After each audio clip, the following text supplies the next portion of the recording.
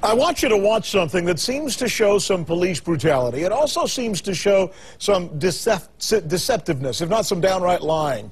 And it also seems to even suggest that there may be a cover-up going on. And when we see these things, we want to point them out to you. Let me take you back to when this happened, all right? I'm going to do the setup, and then I'm going to let you watch a tape. It happened March 3rd. This is in College Park, Maryland. Maryland has just played Duke. Duke, as you know now, is the best team in the country in college basketball.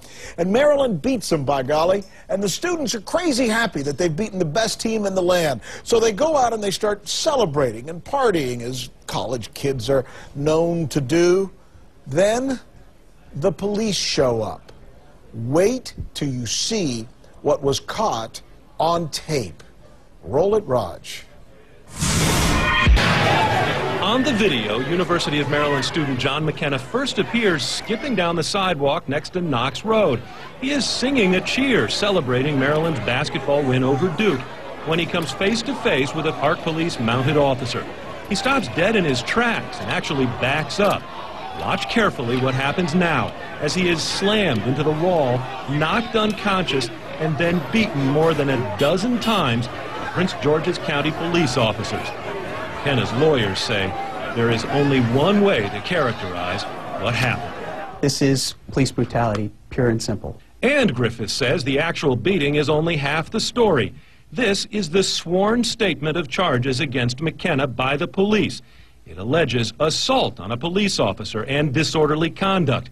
It claims that McKenna, quote, struck those officers and their horses, causing minor injuries, and that McKenna was, quote, kicked by the horses and sustained minor injuries. Clearly the charging document is a lie.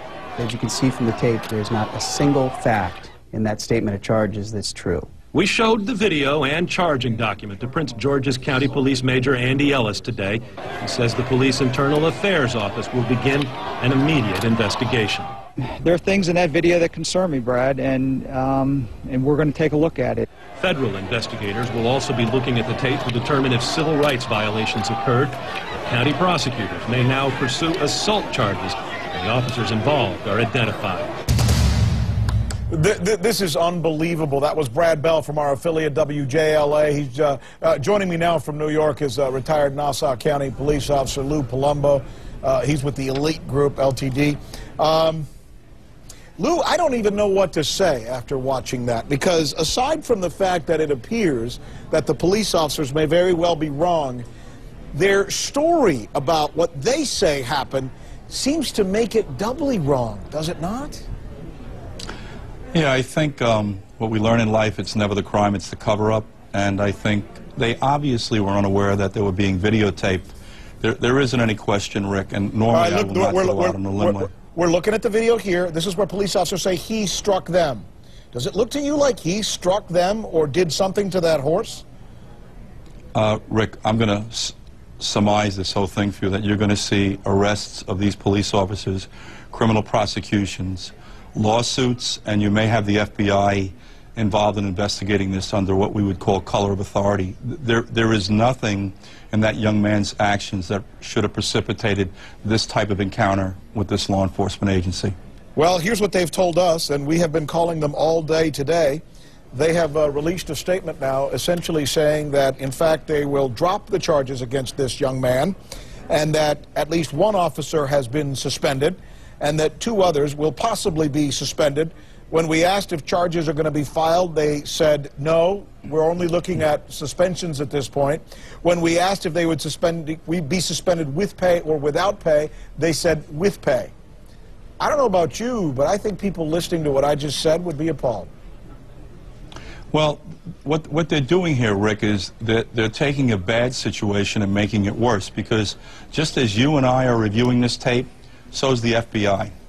That's all I'm going to say to you. And one of the things you cannot do is lie during an investigation, and they've already started to do that. So you're going to see basically these officers terminated, criminally charged, the parents of this poor young man suing this police department, and you know, it's just a black eye and an embarrassment to law enforcement, because this is an anomaly, fortunately. But Lou, you're a cop. You've got experience with this.